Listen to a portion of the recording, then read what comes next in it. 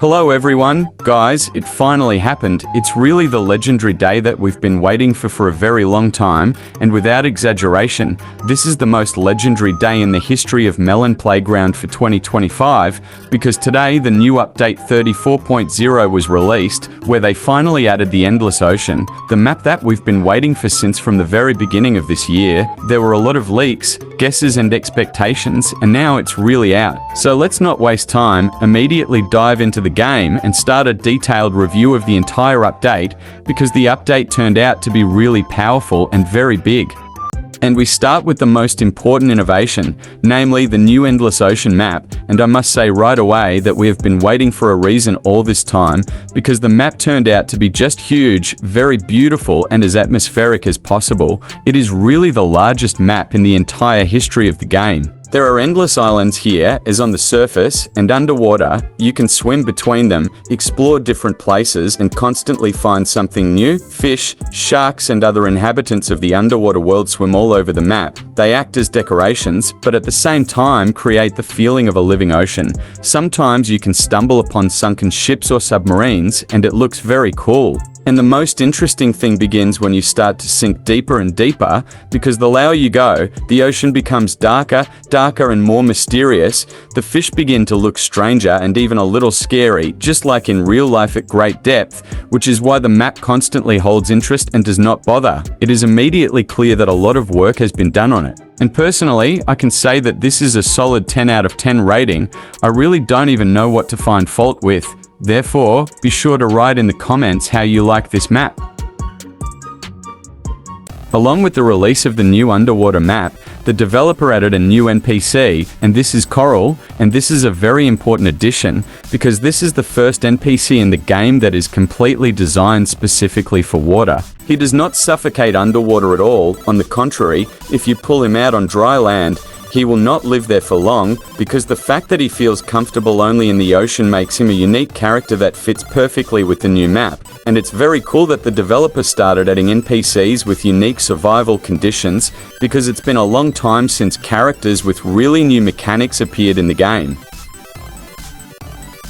Next, let's talk about the new costumes that were added specifically for the Endless Ocean, and these are wetsuit and diving suit. These costumes allow NPCs to stay calmly underwater. They look different and are designed for different situations, and this is a really important addition, because now you can arrange underwater scenes. Experiments and survival are much more convenient. Please write in the comments which costume you like best, a wetsuit or a diving suit.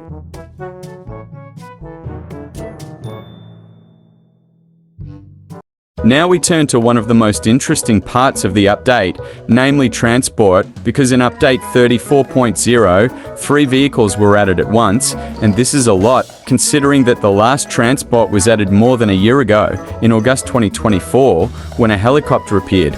The first transport is a submarine, and this is the underwater transport in the history of Melon Playground. It looks like a real bathyscaphe with portholes and a hull. You can use it to navigate underwater, explore the depths of the ocean and transport NPCs. The second transport is a boat, which is designed to move on the surface of the water. It is fast and great for moving between islands. And the third transport is an inflatable boat. It is simpler, but ideal for short trips and experiments on the water.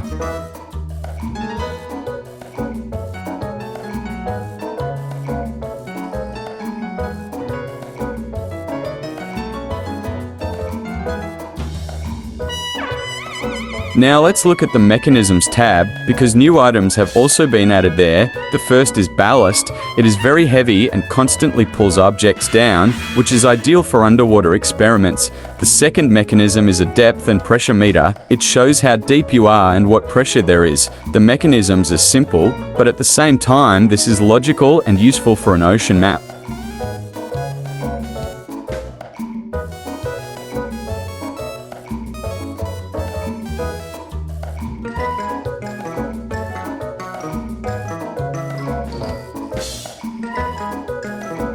And this part of the update, to be honest, became one of the most unexpected and at the same time the coolest for me, because the new underwater rooms with air completely change how you can play on the map of the Endless Ocean. Now, it's not just a place where you swim, drown and experiment, but a real environment for construction.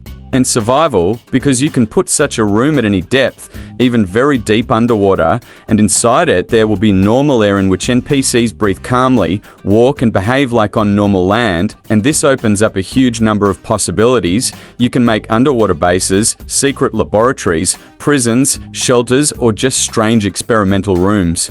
And the coolest thing is the connections. You can link these rooms together using hermetic doors, passageways, and docking nodes, creating entire underwater complexes. It looks insanely atmospheric, especially when it's dark outside in the ocean and fish slowly swim past the windows. It really feels like you're building something big and serious, not just placing random blocks. On top of that, the developers added special doors that let NPCs go directly into the water. That means you can literally make an airlock, just like in real underwater stations. First, the character stands inside a room with air, then the door opens and boom, they're instantly in the ocean. This alone adds so many cool scenarios and experiments you can do.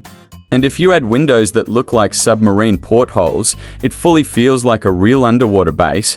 Honestly, this seems like just the beginning, because these rooms look like the foundation for future mechanics. Maybe later we'll see accidents, depressurization, air leaks, or even systems where you have to monitor pressure, and if that really happens, underwater rooms will become one of the most important and interesting mechanics in the entire 34.0 update.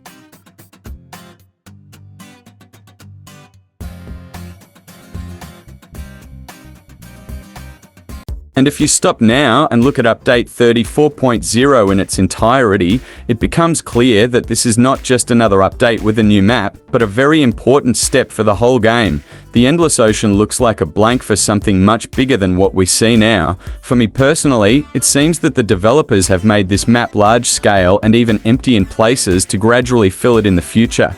New types of underwater equipment, creatures, structures, and even entire zones ideally fit here. Logically, the appearance of a depth and pressure meter does not look random. Such features hint that in future updates, depth will play a greater role, levels may require proper equipment to descend. New rooms with air seem to be the foundation for underwater bases, stations, or laboratories. To be honest, this update gave me the feeling that Melon Playground is moving towards a more thoughtful and large-scale world rather than just a set of maps. The emotions are strong because the hype was fully justified. Exploring the map was so much fun without any challenges. If the underwater theme continues, update 34.0 may mark the start of the biggest era in the game's history.